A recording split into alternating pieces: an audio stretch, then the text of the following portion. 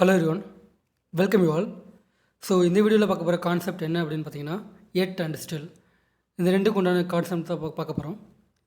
So video கடைசி இருக்கும், skip பண்ணாமல் பாருங்கள். அப்போனா தான் நான் என்ன சொல்ல வரேன் அப்படின்றது உங்களுக்கு முழுசாக புரியும்.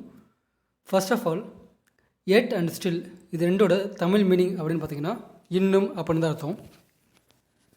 பொதுவாக தமிழில் உள்ள ஒரு வார்த்தைக்கு இங்கிலீஷில் 3, 4, 5 அப்படின்ற ஒக்காபுலரிஸ் வந்து இருக்குது, சகஜமான ஒரு விஷயம். அந்த ஒக்காபுலரியெல்லாம் நம்ம இன்டர்சேஞ்சபிளாக யூஸ் பண்ணிக்கலாம், அதாவது மாற்றி மாற்றி யூஸ் பண்ணிக்கலாம். அப்படி நம்ம யூஸ் பண்ணும்போது அந்த சென்டென்ஸோட அர்த்தம் வந்து மாறாது, அதே தான் இருக்கும். பட் ஆனால் இந்த விஷயத்தில் எட் அண்ட் ஸ்டில் விஷயத்தில் அந்த மாதிரி நம்ம பண்ண முடியாது. பண்ணனா அதோட என்டையர் மீனிங் வந்து ஃபுல்லாக மாறிடும், இல்லை தப்பாயிடும். ஸோ அது ஏன் நம்ம அதை எங்கே யூஸ் பண்ணணும், கரெக்டாக யூஸ் பண்ணணும் அப்படின்றத நம்ம இந்த வீடியோவில் பார்ப்போம். ஃபர்ஸ்ட் ஆஃப் ஆல், இந்த 2 சென்டென்ஸ் வந்து பார்த்துக்கோங்க. அவர் இன்னும் சாப்பிட்டு கொண்டிருக்கிறார் அப்படின்னு ஒரு விஷயம்.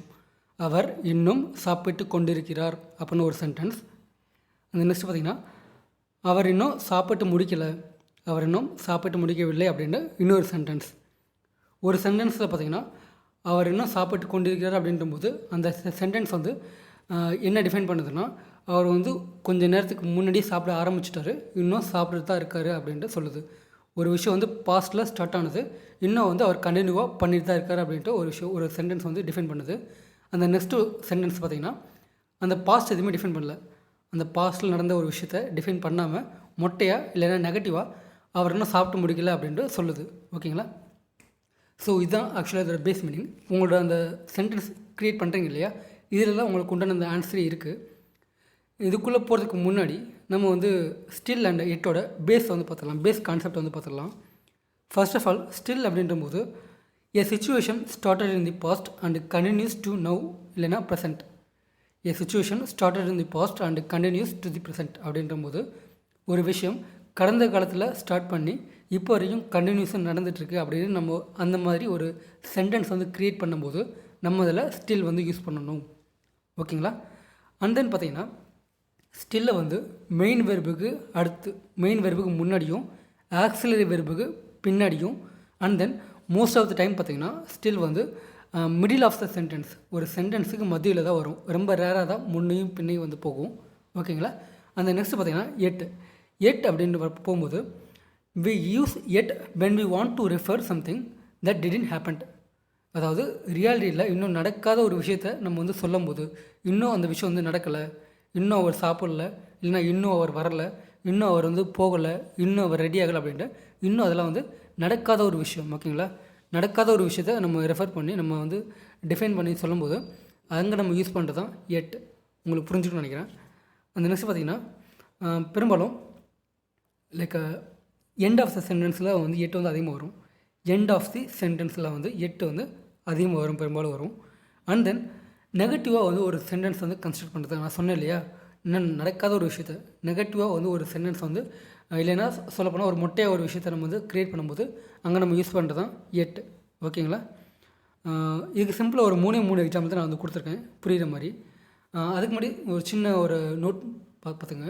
லைக் ஒரு விஷயம் வந்து பாஸ்ட்டில் ஸ்டார்ட் ஆகிட்டு இன்னும் வரைக்கும் இப்போ வரைக்கும் நடந்து தான் இருக்குது அப்படின்னு அதை நீங்கள் பேஸ் பண்ணி ஒரு சென்டென்ஸ் வந்து க்ரியேட் பண்ணுறீங்க அப்படின்னா, லைக் அதே சென்டென்ஸ் தான் அவர் இன்னும் சாப்பிட்டு கொண்டிருக்கிறார் அப்படின்னு நீங்கள் சொல்கிறீங்க. அதோட ஆக்சுவல் மீனிங் பார்த்திங்கன்னா, அவர் இன்னும் சாப்பிட ஆரம்பிச்சிட்டாரு. பாஸ்ட்டில் சாப்பிட ஆரம்பித்தார், ஒரு 5 நிமிஷத்துக்கு முன்னாடியோ 10 நிமிஷத்துக்கு முன்னாடியோ சாப்பிட ஆரம்பித்தார். ஆனால் அவர் இன்னும் சாப்பிட்டு தான் இருக்கார் அப்படின்றபோது, இன்னும் சாப்பிட்டு தான் இருக்கார் அப்படின்றபோது அந்த இன்னமுக்கு நம்ம வந்து ஸ்டில் யூஸ் பண்ணுவோம். ஓகேங்களா? அந்த நெக்ஸ்ட்டு பார்த்திங்கன்னா, நம்ம வந்து பாஸ்ட்டை வந்து பாஸ்ட்டு பக்கமே போகலை, கடந்த காலத்து பக்கமே போகலை.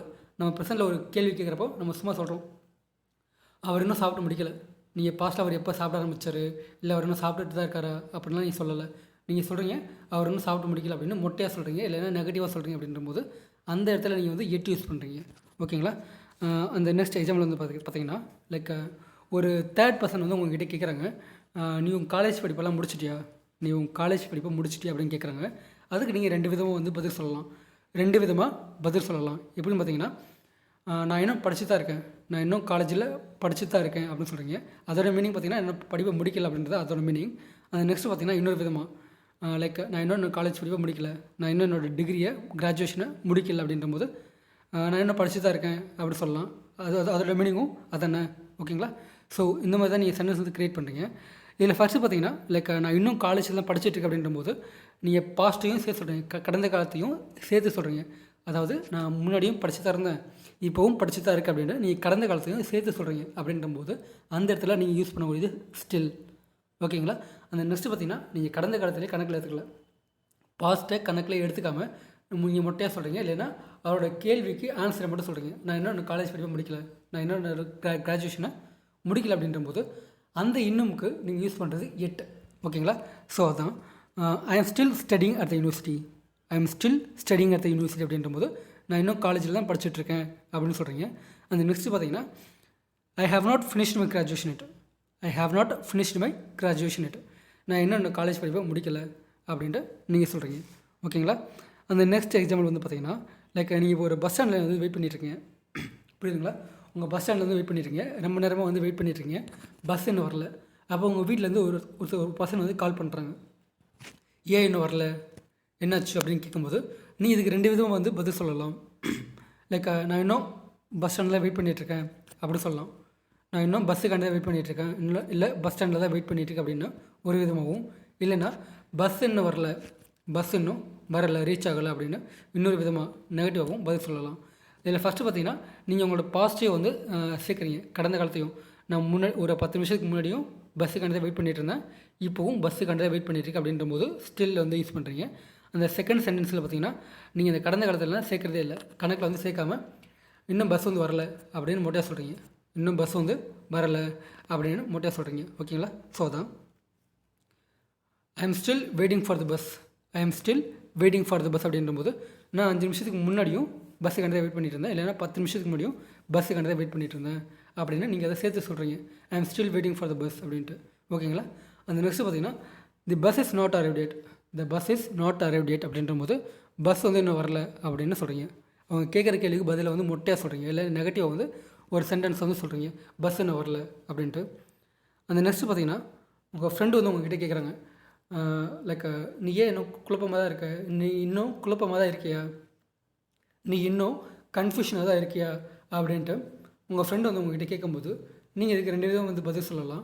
நான் இன்னும் கன்ஃபியூஷனாக தான் இருக்கேன் அப்படின்னு ஒரு விதமாகவும், இன்னொன்று பார்த்தீங்கன்னா, என்னோடய கன்ஃபியூஷன் வந்து இன்னும் தீரலை, என்னோடய கன்ஃபியூஷன் வந்து இன்னும் போகலை அப்படின்னு நெகட்டிவாக வந்து பதில் சொல்லலாம். இப்போ இதில் ஃபஸ்ட்டு பார்த்தீங்கன்னா, நான் இன்னும் கன்ஃபியூஷனாக தான் இருக்கேன், நான் இன்னும் குழப்பமாக தான் இருக்கேன் அப்படின்ற போது நான் கொஞ்சம் நேரத்துக்கு முன்னாடியும் குழப்பமாக தான் இருந்தேன், இப்போவும் குழப்பமாக தான் இருக்கேன் அப்படின்றது அதோட மீனிங். அந்த நெக்ஸ்ட்டு பார்த்தீங்கன்னா, என்னோடய குழப்பம் வந்து இன்னும் போகல, என்னோடய குழப்பம் வந்து அந்த கன்ஃபியூஷன் வந்து இன்னும் தீரலை அப்படின்ற போது நீங்கள் பாஸ்ட்டை கன்சிடர் பண்ணாமல் ப்ரெசென்ட்டில் அதுக்கு உண்டான ஆன்சரை மட்டும் சொல்கிறீங்க, ஓகேங்களா? ஸோ அதான் சரி கைஸ். இது பார்த்தீங்கன்னா, ஐ am still having confusion, I am still having confusion அப்படின்ற போது எனக்கு இன்னும் அந்த குழப்பம் வந்து இருக்குது, என்னோடய குழப்பம் வந்து இன்னும் போகல, எனக்கு இன்னும் அந்த குழப்பம் வந்து இருக்குது அப்படின்ட்டு சொல்கிறீங்க, பாசிட்டிவும் சேர்த்து சொல்கிறீங்க. அந்த நெக்ஸ்ட்டு பார்த்தீங்கன்னா, my confusion is not cleared it, my confusion is not cleared it அப்படின்னு சொல்லலாம், இல்லைனா my confusion is not yet cleared, not yet cleared கூட சொல்லலாம், ஓகேங்களா? ஸோ அப்படின்ற போது என்னோடய கன்ஃபியூஷன் வந்து என்னோடய குழப்பம் வந்து இன்னும் தீரலை, என்னோடய அந்த குழப்பம் வந்து இன்னும் தீரலை அப்படின்ட்டு இன்னொரு விதமாகவும் சொல்கிறீங்க, ஓகேங்களா? ஸோ உங்களுக்கு புரிஞ்சிருக்குன்னு நினைக்கிறேன். ஸோ இந்த மாதிரியான சில சென்டென்ஸ் வந்து கீழே டிஸ்கிரிப்ஷன் பாக்ஸில் கொடுத்துருக்கேன், அதையும் பார்த்துக்கோங்க. அது போக இந்த எக்ஸ்ப்ளனேஷன் வந்து உங்களுக்கு புரிஞ்சிருந்துச்சுன்னா மறக்காமல் லைக் பண்ணி ஷேர் பண்ணிக்கோங்க, அண்ட் தென் சப்ஸ்கிரைப் பண்ணிச்சுக்கோங்க, ஓகேங்களா? பை.